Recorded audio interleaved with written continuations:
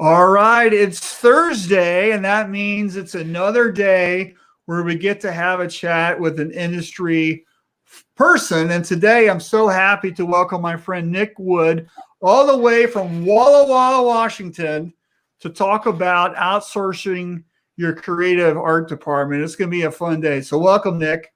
Nice to have you, Marshall. Dude, this has been a pretty big thing. I'm actually really excited to be here. So I've been following not only the Shirt Lab, but you for years and years and years. So it's quite the honor, I have to say. Well, hey, the honor is all mine to have you here. So if anybody's joining us, we would really like you to say hello into the comments and let us know where you're watching from. And also don't forget that this is a Q&A session. So if you've got questions for Nick, don't miss the opportunity to include those. And then I'll make sure Nick answers all your questions before he skips out, right? And so we got a couple people watching already. So Alan says Nick is a rock star. Alan's and Josa is watching from Sweden. So wow. Yep. So and Keith is just around the corner in Northern California. Yeah. So hey, thank you so much, guys, for watching. So anyway, let's get to it. And so remember, if you've got some questions, make sure you ask them. Right. So before we get Nick's going to have a presentation in a little bit. Before we get into that, let's do this. So the big question, and I'm an ex-art director, and I still do creative design, right? That's one of my things. The big question I want everybody to kind of understand here, wrap their brain around, is why should anybody outsource to creative? Because let me tell you, I'm a picky bastard when it comes to artwork. So why should I let you in on my secret world, Nick? Yeah, and that's a great question. That's kind of the first. I'm a big fan of Simon Sinek, as you are, Marshall. You got to start with why. Why is GraphX around? Why are we a company? How do we really help print shops? And the way that I really address that head on is, we take on the foundational work that your current artist doesn't want to do. So the way that we integrate that, whether you're a Shopworks account, whether you're a Printavo customer, we try to be, the quote unquote easy button. We log in and pull from your ERP. So we try to be as hands off on your side, but pulling in all that foundational, whether it be separations, mock-ups, proofing, all that stuff that the artists say, this is below my pay grade. We'll gladly take on that stuff and, essentially become artists' best friends. So the mechanics, how that works is we set up a Skype channel that's direct communication with the artist. And what we hear, after a month of running it is artists type back gosh, I wish I would have found this sooner. My workload was X, Y, and Z. I couldn't get that done before the end of the day. The shop owner was breathing down my neck. We then step in and take on that foundational work and just, let artists be artists. The creative side is not necessarily the strongest point. Production art is really where we dig our heels in and help. That's the point of it all. So that's the why. And then, secondly, being affordable. As every shop is going through flux right now with COVID, I mean, if you're not looking at the bottom line, good for you. That's a rarity. Well, if they're not looking at the bottom line, they're not going to be in business long, Nick. Come on. Precisely. So, yeah, I mean, that's the crux of it all, is just really providing a good, reliable source, cross-training as well. So the artists that we put in the seat for, shop X, Y, and Z, we then build that SOP and cross-train. So if, there is an absence on our end, you have somebody, so our goal is, so long as you're open, we're open. So, yeah.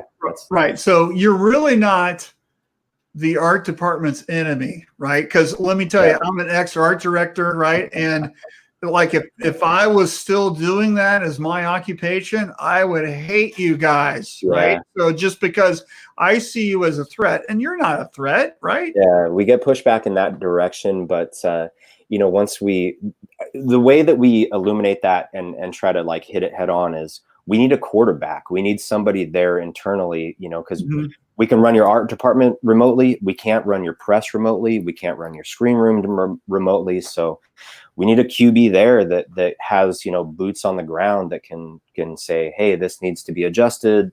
You know, the curves the settings need to be changed on this file. And, you know, that it's not essentially replacing people's jobs. It's more so providing them a good resource. And on top of that too, what we hear often is, you know, the art department can be, you train somebody, you have them for a year, they take another job at another print shop, or, you know, whatever it is. Just having a good, affordable, reliable source is, you're not training somebody to move to another shop. Yep. So that makes sense. All right. So why don't we get to, you've got a slide deck that you want to show folks. So yeah, for sure. And there's a lot of examples there of artwork and process, and you're going to talk about a bunch of stuff. So why don't we take a look at that? Okay. Yeah. So, I mean, I'll start at the beginning. I just want to give a huge thank you to Marshall. I've actually been a customer of Marshall's, and then also referred him to a lot of shops that I've worked with, you know, friends of the family. The reports back are like, we couldn't do this without Marshall. So that's a big, yeah, that's a business card right there. Thanks, Nick. Checks in the mail, right? Hey, also I wanted to, yeah, well, I mean, I appreciate it. Right. The shop basic info pack, if people haven't purchased that off your website, they need to have their head examined. So I think it's about like $40, $50, something like that. That's 49. Yeah. Yeah, it's the landscape on how. So let's go to the first slide. I haven't started slowing your slides yet. Okay. Yep. Here we go. So I should be on to the second slide. Do you see? We're on the second slide. Yep. Cool. Number 2. Yeah. So I really, you know, again, going back to the Simon Sinek, like, let's, you know, get to the nucleus of it all. So what is GraphixSource? It's a little bit redundant. You know, we talked about it a little bit earlier. We're a fully staffed artwork bureau, and where we differentiate, you know, as opposed to like a Fiverr. I mean, there's a bunch of different places that you can outsource artwork to.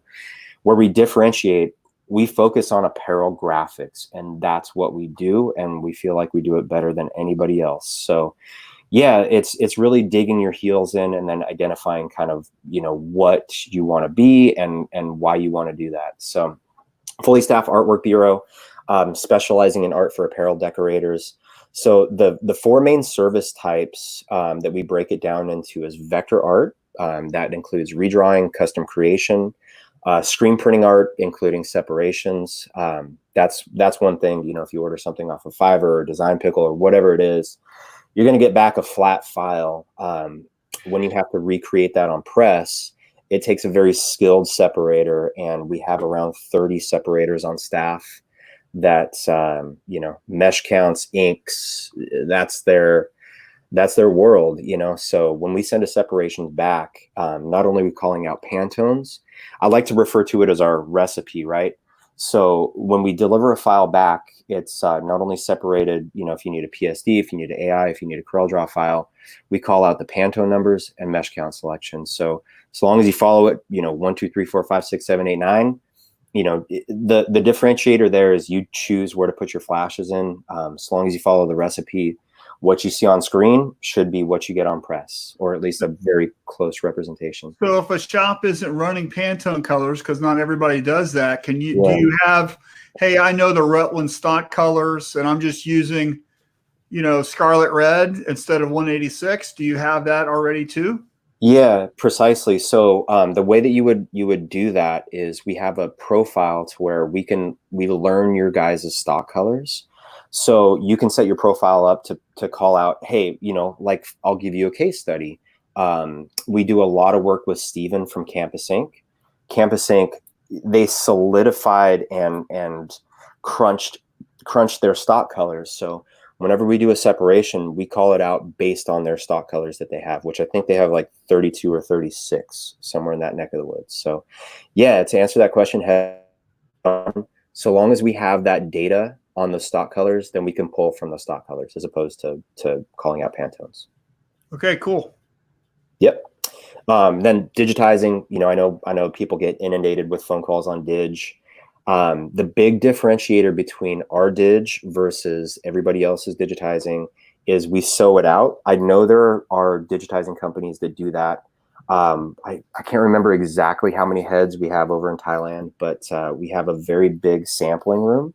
So when you receive a file back, let's say it's for a cap, let's say it's for a flat, we actually sew it out on the material that would be pretty similar to what you're going to sew it out with at your shop, and we take a photograph of the physical sew out. So when you're proofing for the customer, you can actually take that picture of the sew out and send it directly to the team. So you're saving your thread, you're saving your employees time, you're saving hooping it up on the machine. It's just another reason to that differentiates Graphix versus the rest. And one thing I wanted to touch on too is the staffing. So staffing has been a huge. There's a massive demand for it right now, especially with COVID. Like, I feel like there's a pretty big void in most people's art department, whether it be, they went from 10 down to 4 or, 2 down to 1.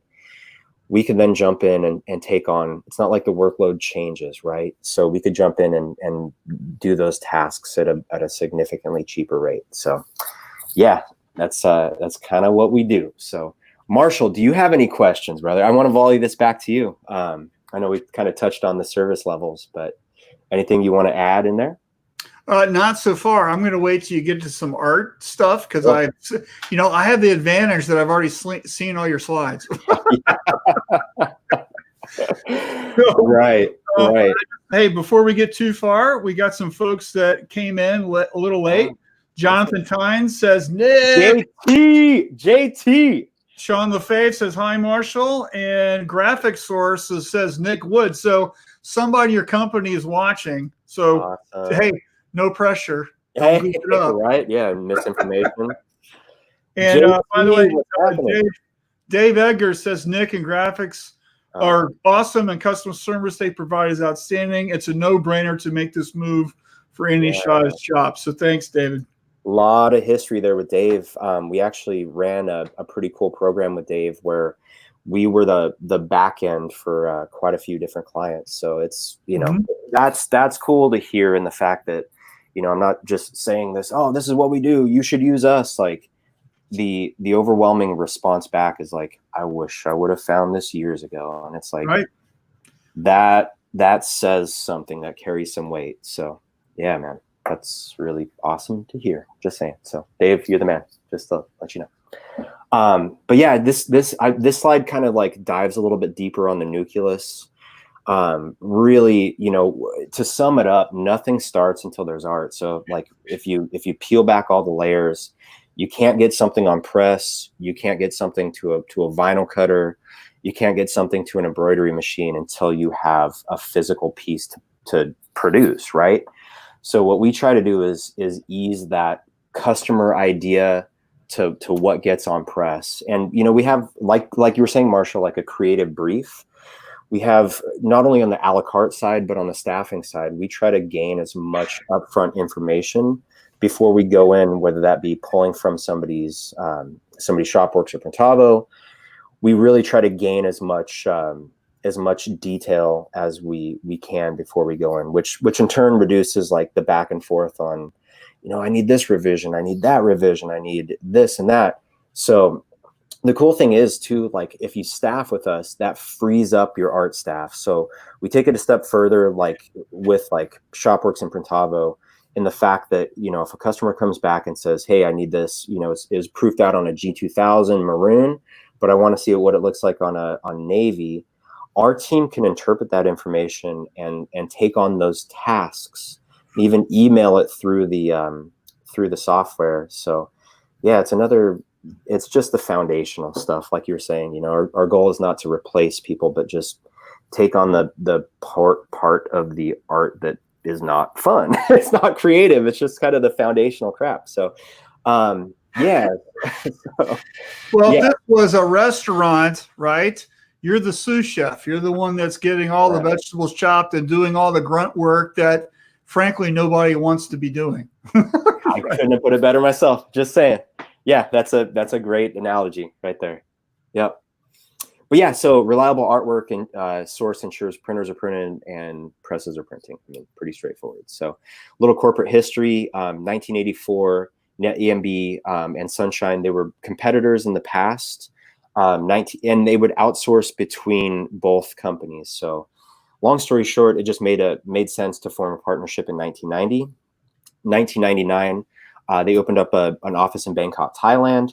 The reason being is as domestic production got more and more expensive, it just made sense to not only find a reliable outsourcing partner, but then to run duplicate files in each location, so both domestically and in the Thai office. So once that quality was matched up, that's when it only made sense. And on top of that too, they work opposing hours. So it's when you send off a file while we're sleeping, their production is going, and then you get back a file the next morning. So it's like a nice little Christmas present in your email. So, yep, 2011, Sunshine and NetEMB officially started GraphixSource. 2013 acquired Riptog Graphics. 2018, this is the team that I work with primarily. The office in San Pedro Sula. The Honduran team they're second to none considering I come from the screen printing background, that is the crew down there that just gets it done. So in terms of staffing, communication, I mean, I can't speak highly enough. And yeah, coming from the apparel background, like it's a perfect fit. We have an office in Pune, India as well too, for more like software dev, key entering data. So yeah. So here's the fun part. I wanted to, as per Marshall's direction, I wanted to make sure to include a bunch of fun visuals. So yeah, we have a bunch of different people that kind of specialize in vector graphics, Photoshop creative. But the cool thing is we also have illustrators on staff that could take an idea from a conceptual piece and then, build out stuff like the Sturgis logo that you see there. So here's some good examples. Again, the team is second to none in terms of taking that direction and building something out. So hold on, go back to the pickup truck. Yes, sir. The other one. The small, there you go. So if this is my client's thing, you could say, hey, here's the photo of the truck. Here's the logo. I've got some logos. I'm going to put them at the bottom. I need this to be a 2 whites and a green on a black shirt. I don't know what this was. And you guys could build that out for me and separate it. So like my team, all it has to do is give you the art direction and the jigsaw puzzle pieces to it, right? And then you can assemble the whole thing, right? I couldn't have put it better myself. I mean, that's exactly the way that the artists work. So when they're building this stuff out, again, we go into it with as much creative brief as we possibly can. So when they do build the art, they could build it based on how many colors you have to print, how many flashes you have. So the goal is not to build something that your shop can't print. But yeah, to answer your question head on, absolutely, the team could build it out in terms of, the color count on the press and what you're trying to get. And I want to add this too, this could be a profit center for your shop. So I don't know the specific cost on these logos, but I can tell you that Sturgis logo is $250. A logo to get something created that in depth is usually more than that. So their client paid them $250 and then you produced it for way less. Is that what you're saying? It was $250 for this specific design. Photoshop created.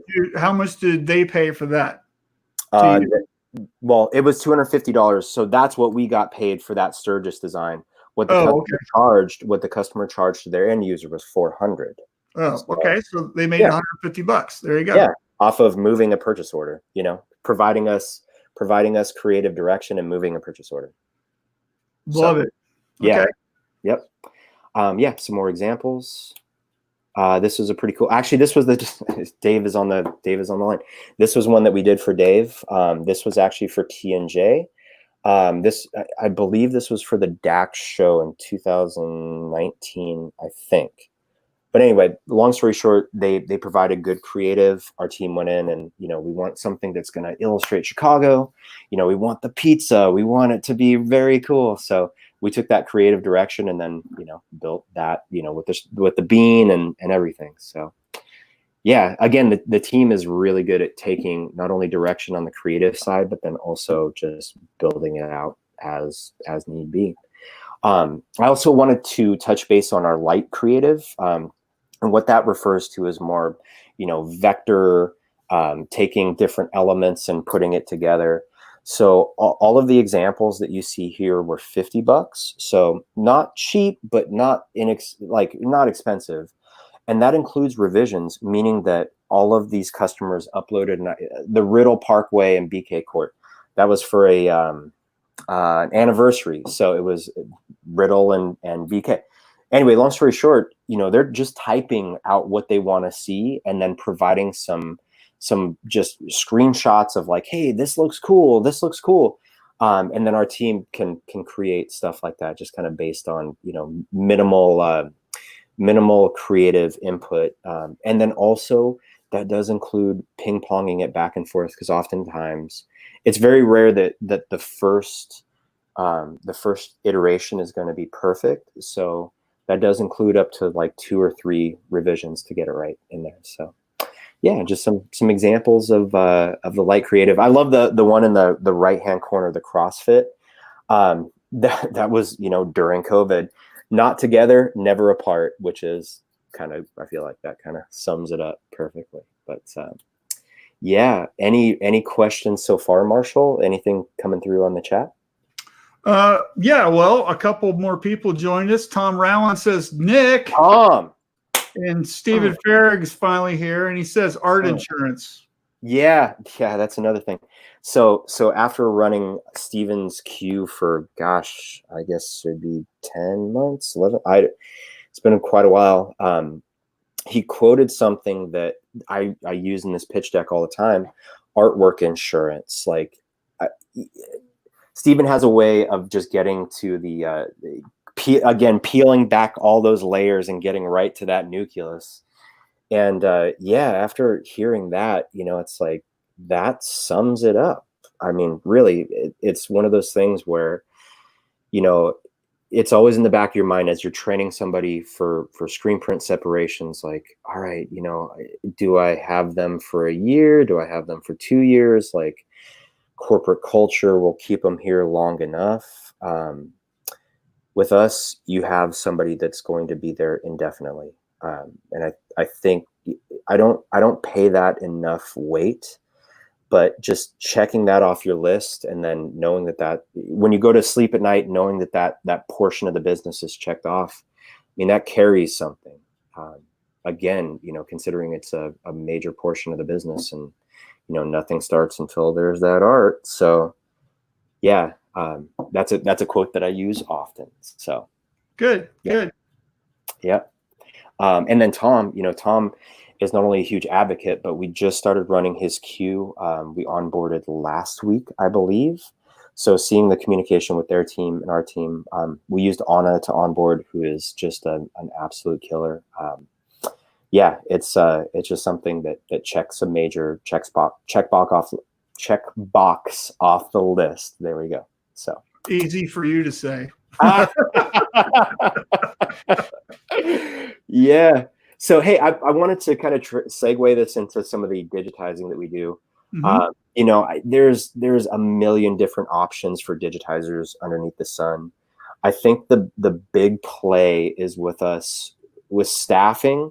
Not only are we able to upload your dig on the customer's behalf. So, you know, for instance, with Tom, or, you know, Stephen for that matter, with them staffing with us, that means their artists that we have in-house will then, you know, it takes off one administrative task, whether that be, you know, uploading it to whatever digitizer that you've used in the past. It's still, you know, you do that 5 times a day and it takes 10 minutes per upload.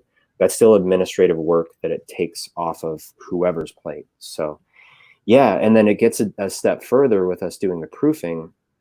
You know, like I mentioned before, we have the sew out facility. So not only are we able to sew things out, we could then utilize that photograph of the physical sew out in the proof. So it's kind of a cool way to tie two worlds together, and just, you know, you're not having to sew it out, you're not having to use your thread, you're not having to use your labor. So it's a no-brainer for me. I mean, labor being the biggest expense in most shops. So yeah, feel like this is a pretty good example, a pretty cool example of the Didge that we do. So cool. Any questions before we move on to the old next slide? We don't have any questions from the audience. And don't forget, you can ask questions. And I want to let you know that Linda Brown just showed up. And I referred her to you. And Artem Ianitsa says, hello, gents. So he's a veteran of Shirt Lab Portland. So it's good to see him. Awesome. Linda was at that Shirt Lab Portland as well, too. Yeah, she was. Mm-hmm. Yep. But yeah, so I mean, that covers the Didge. I mean, it's, again, you know, there's a bunch of different options out there. You know, I believe our Didge is not only best in class, but then I think the differentiator is how things sew out. You know, if you have a file, you know, this file from the cheap digitizer, this file from us, if you time out both files side by side, which you're going to, typically speaking, you know, it's not, we're using generalizations here, but historically speaking, you're going to see a 10% reduction in runtime, which in turn, you know, again, labor being the most expensive portion of the business. So yeah, you know. All right, we have some real questions. You ready? Yes, sir. So Yosta from Sweden says, do you help with art so it shows up the same or close on embroidery, printed transfer, or vinyl cut? Yeah, so like standardizing it across all mediums. Yeah, we do. We do that for a couple different clients. But yeah, we have standardization to where, you know, if the branding standards have to be the same on embroidery, Didge, screen print SEPs, we can help with that. Absolutely. Great. And then Alan wants to know, on digitizing, do you call out your backing material? Yeah, especially there's a portion in the, that's a very good question, Alan. There's a portion in the description where you can ask what type of backing we used when we sewed it out in the Thailand facility, but then also, you know, what recommendations. So absolutely that, and that's something too where you can create a profile to where we'll automatically populate that question on every single digitized order. So yeah. Okay. And your office typed in, yes, we would give you a run sheet that has the color stops called out with the thread manufacturer, so you use along with the suggested backing. Yeah. Yep. All right, cool. So we got 20 minutes left in the show. All right, buddy. With some questions and stuff. So let's keep it moving. All right. Sounds good. I really wanted to touch on the screen printing separations. Okay. You know, again, this is the team that I interface with the most. Our separators are, I believe, second to none. You know, we have a good vetting process. We have a QC process. So, you know, as opposed to some of the offices in the past where you could outsource a separation comes back and it doesn't necessarily run right on press. We have our infrastructure has a QC process built in with every separation. So when you order a separation from us, whether it be spot color, sim process, you know, whatever process, whatever it is, it runs through the same QC process. So we really ensure that what you see on screen is going to be as accurate as we can produce on press. So, you know, this slide's kind of redundant in the fact that I told you, not only do we call out print orders, we call out mesh counts, Pantone numbers, but this just really illustrates how we give the recipe back to the end users. So you can see white base 156. This client, this actually went to Culture Studio. They do a really good job out there in terms of printing and you know, maintaining extremely fine dots, halftones, dots. Yeah. So if you know, if I'm a client of yours, do I give you the mesh counts that I normally use so you know what to do with the artwork that you're doing for me? Precisely right, Marshall. So in the profiles that we build for the end user, what we do is, you know, just like the backing, there's profiles that we can set up to where not only do we call out your standard stock colors, but we can also, you know, The typical profile, what that would look like, and I have to give a shout out to Andrew from Atomic Threads, which was another Marshall referral. You know, what he did was he built out his profiles, you know, gives you the standard mesh count selections, stock colors. So every time that we build a set, we then call out, you know, if you have, not everybody has 255s, not everybody has 305s. So we'll call out the appropriate mesh to, you know, whatever is closest in that standard mesh list. Because, you know, people run Murakami, people run Sadi, people run this, people run that. So we try to make it as close to the mesh recommendations that they have. Okay. And do you ever call out the, like if I told you I run my press with 2 flashes, where the flashes are? We don't currently, but that being said, with the staffed artist, I don't see why that would be an issue, because that's a pretty common, I mean, you're going to have to flash, you know, period. So yeah, I think that plays more into the staffing side. The more that we learn about the shop and the more that we gain that relationship, you know, we can say, okay, you know, press Challenger Rock X, Y, and Z, you know, is 8 colors. They have 2 open stations. They're going to flash here and there.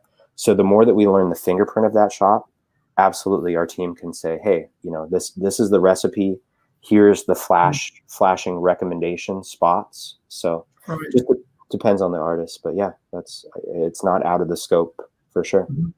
So on this thing, why are you printing the black plate last? Why isn't the highlight white last? Good question. We have a pretty specific way that we set for culture, but the next slide, that was the actual print. So that's not Photoshop. That's not superimposed. That's the physical print. You know, with their studio, they photograph like every print, which is actually a really good process. They have a thing where they'll take the shirt off, you know, whatever, you know, mid-run or whatever, and then take a physical photo of the garment, which is actually a pretty cool way to document things digitally. So yeah, I think that's pretty dang good if I do say so myself. Standardization, it's a process. Love it. It's a process, man. Yep. Yeah, precisely right. So that covers SEPs. This slide is really cool. This just kind of shows you the history of, you know, even before graphics, their Dallas cap and emblem. These were patches that were digitized and actually went on the Apollo 11 or Apollo missions. But there's also a letter from the president just saying like, hey, you guys did a great job. So yeah, it just kind of shows, you know, I feel like it just illuminates the fact that, you know, we've been around for a long time, and yeah, quality is key. You know, if it's good enough for the Apollo missions, I feel like it says something. So yeah. Any questions so far? I want to volley it back to the Facebook team.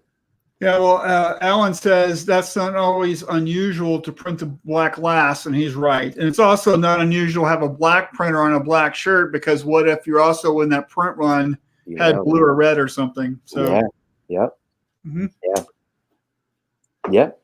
Any other questions in the Facebook? I can't see the faces, so when you're all good. Let's rock and roll. All right. So considering we're kind of running short on time, I'm gonna kind of bypass some of the redundant slides. So I actually wanted to show, you know, what these offices look like, and kind of like give you a face to some of the people that actually get this work done. So this is our Thai office. I've been there firsthand. It is unbelievable, the amount. I mean, it is hustling and bustling is not even the right terminology. Like, it's just insane. This is one of the 5 floors. So this is a branding department that we run a lot of virtuals through. Yeah, and this is not Photoshop, so they're all wearing graphics T-shirts and all that cool stuff. Well, I'd hope so. You're in the industry, man. Precisely. You drink the Kool-Aid, right? What's that? You guys drink the Kool-Aid, right? Dude, I got my graphics. I should be rocking a graphics shirt right now. This is my favorite button-up though, so I had to rock the sushi shirt. Well, you're behind a PowerPoint. Nobody can see you. It's okay. Oh yeah, precisely. Right. So yeah, one of 5 floors in the Thai facility. Again, they hustle their butts off. This is our Indian office. So again, just, yeah, it's just an awesome, looks like a hotel. It's like pretty cool to see that team. This is, the Honduran team is, again, the one that I interface with the most. But yeah, I love the Pantone pillars. And to give you kind of a little history lesson on how the staffing side has been going, and it's just been growing like crazy. Before COVID hit, we were actually, so this was the location that we had built 10 months ago.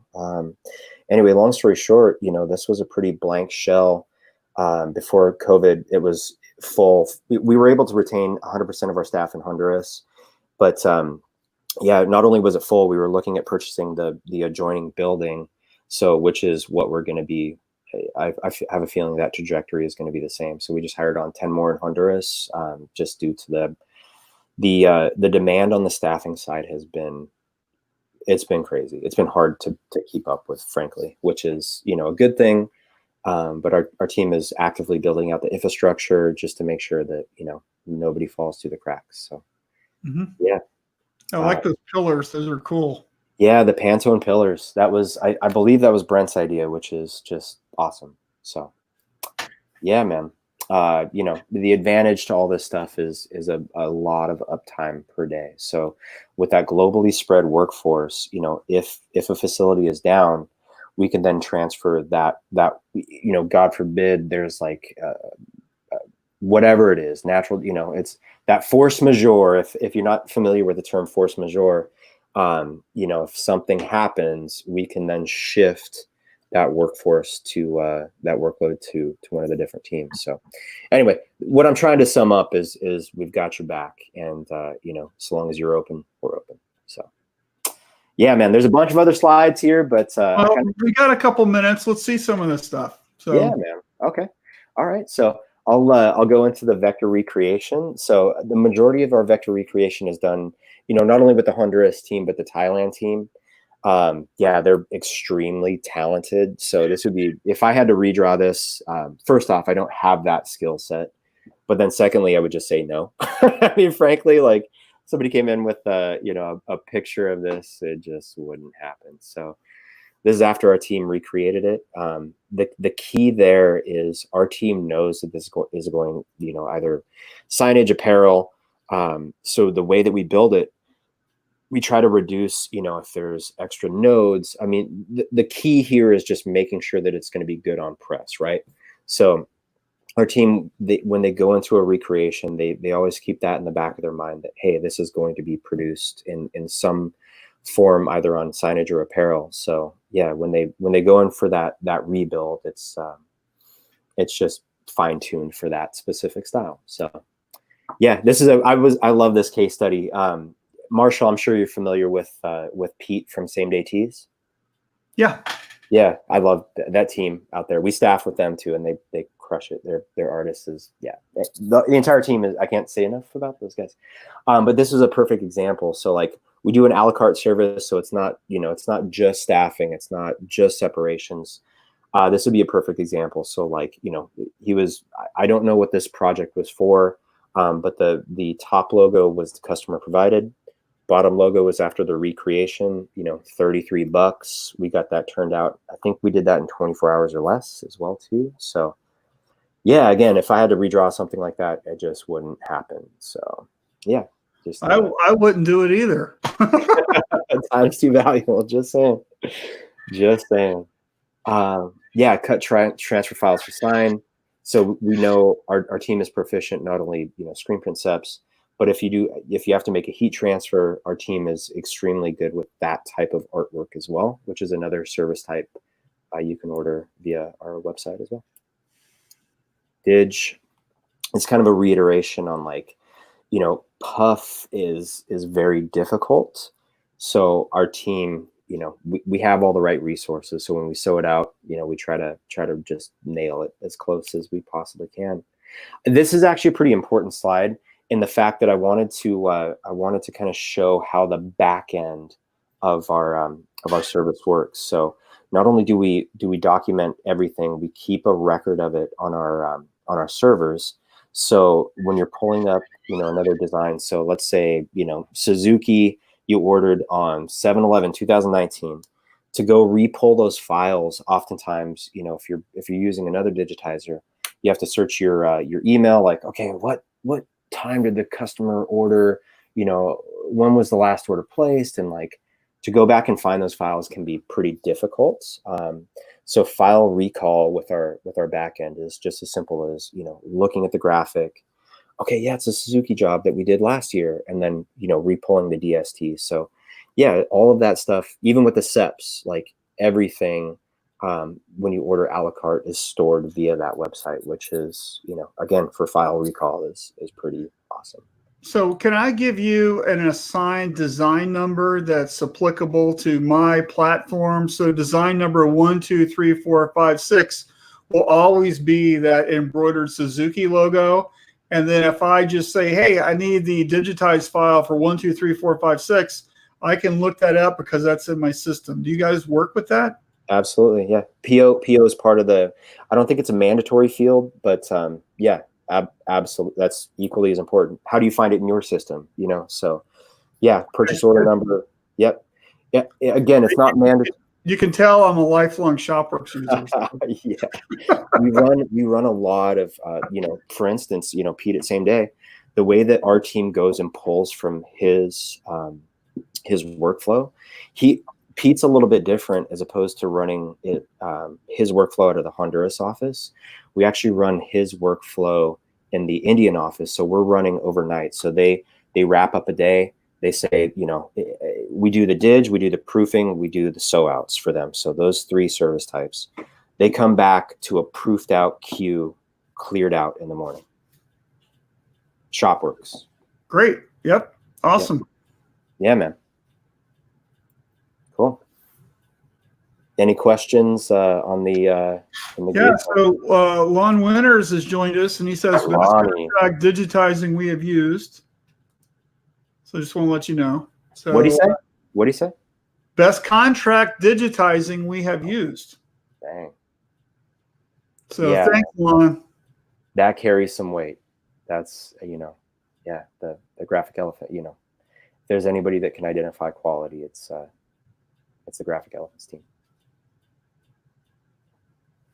And then Ron Goodwin says customer has a locker with all past orders.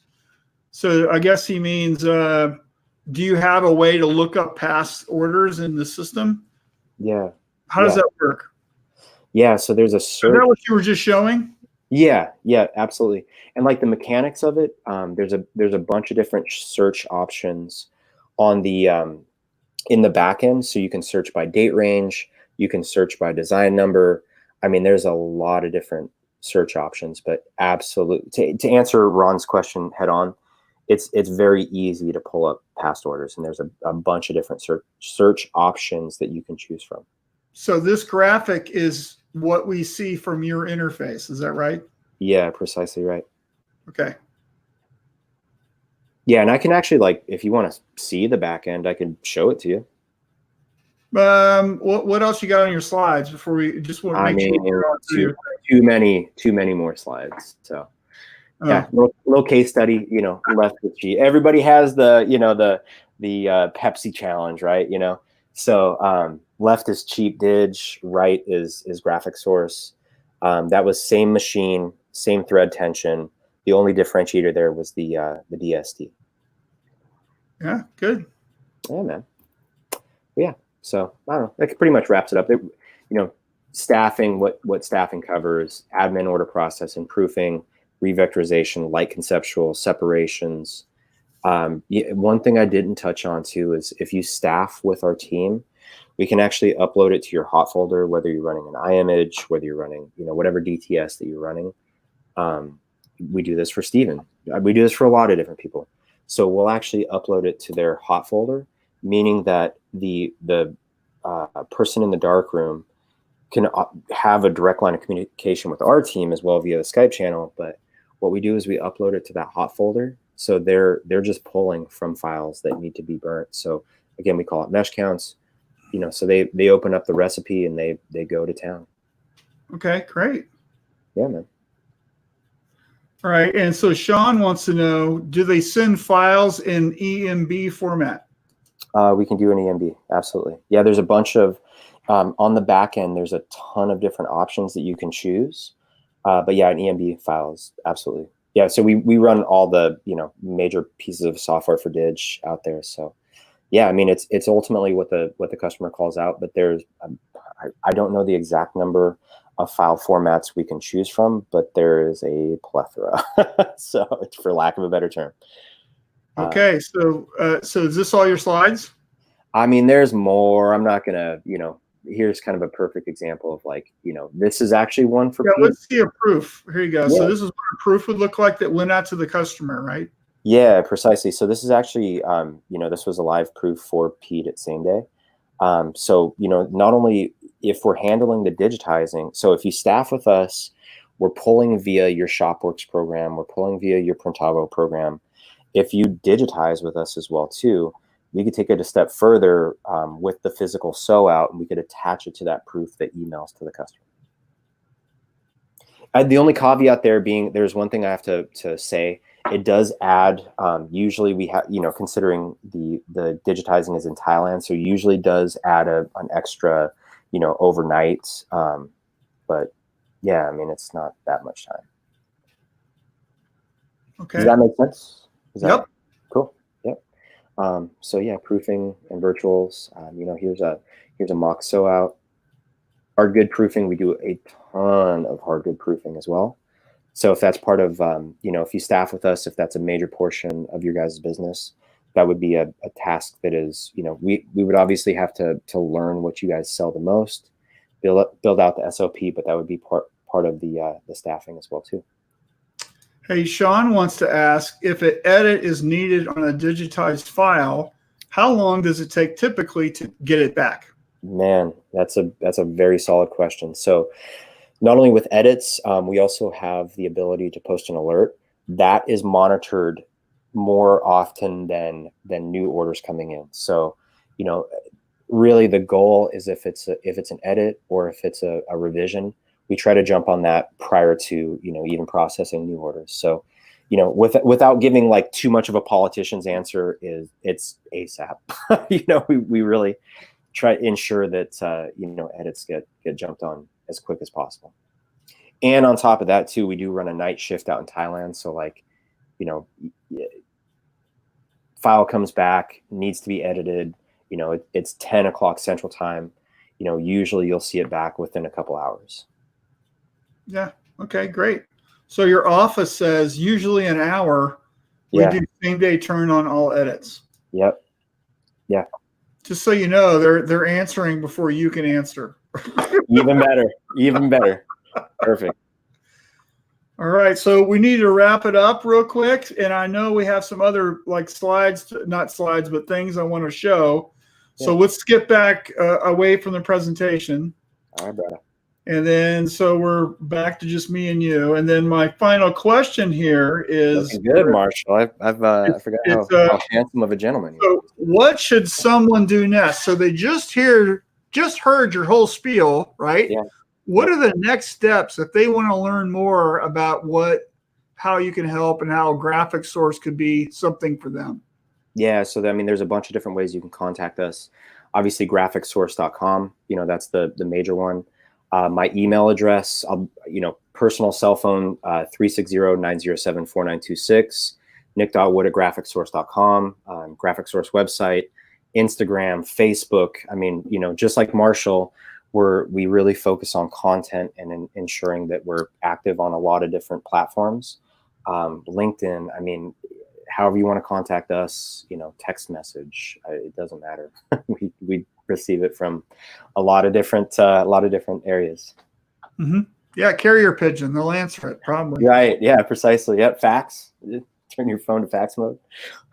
Right. And so one thing you didn't really touch on, I think, is I'm sure there's all different platforms and costs and stuff, right? So for an average shop, what are they looking at here? How does it work just from a financial standpoint?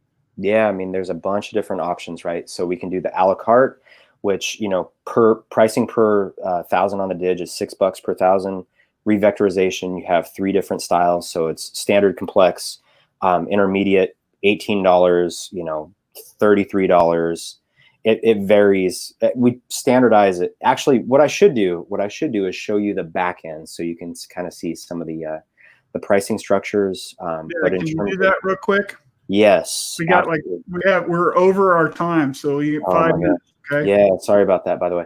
I was going to say too, with the staffing, we have 3 different pricing models. So we have $999, $1,499, and $2,000. So we call them the Pixel Pro, the Bitmap, the Pixel Pro, and the Halftone Hero. Those are the 3 different. I love those names, by the way. So I feel like it pretty much. Did you name those? Was that you?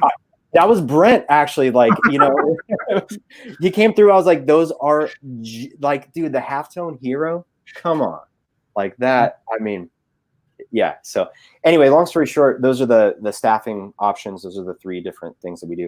But yeah, if can you guys still see my screen by any chance? No, I have to put it back up. Hold on. Oh, okay. Yep, no problem. I can Nope, start. right here.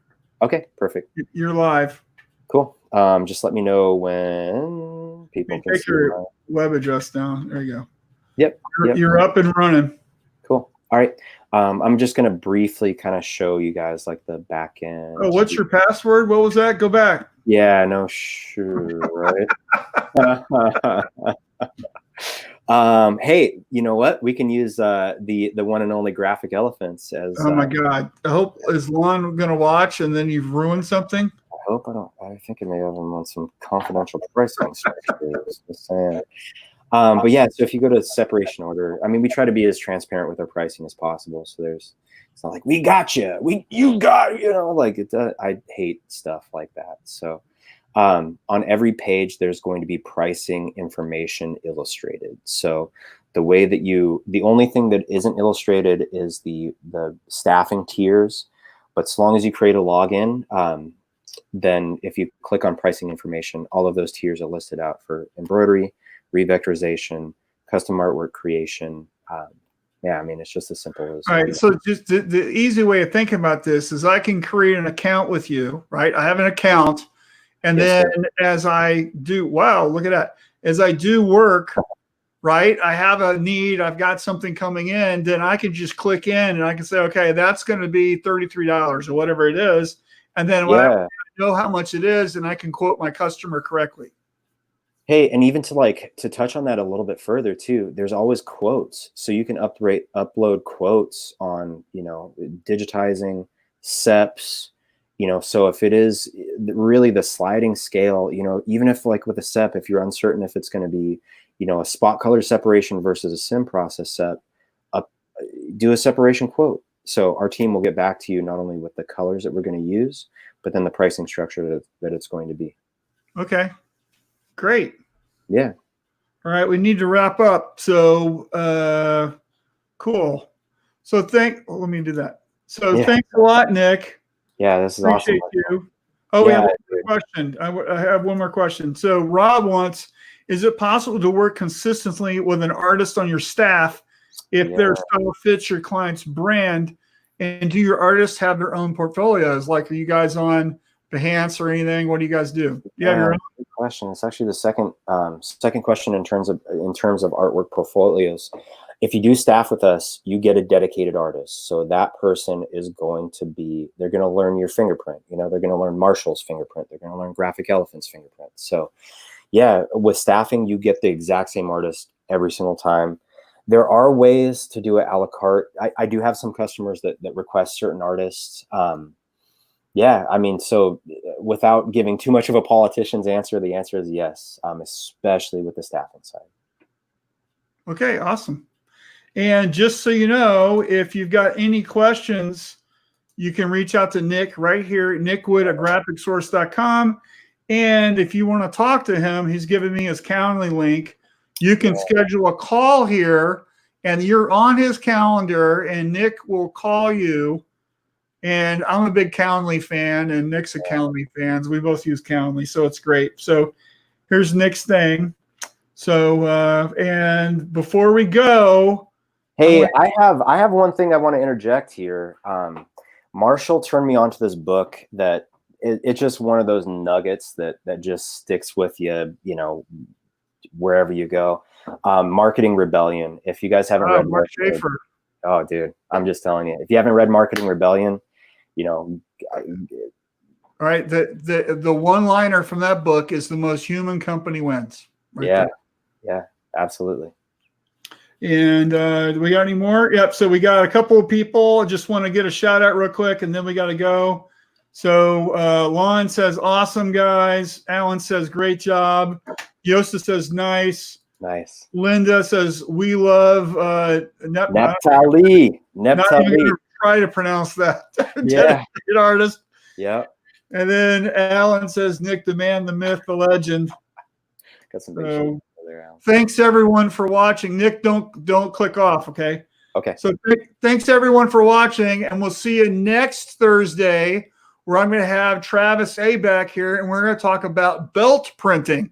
Travis is a customer. We set for Travis all the time.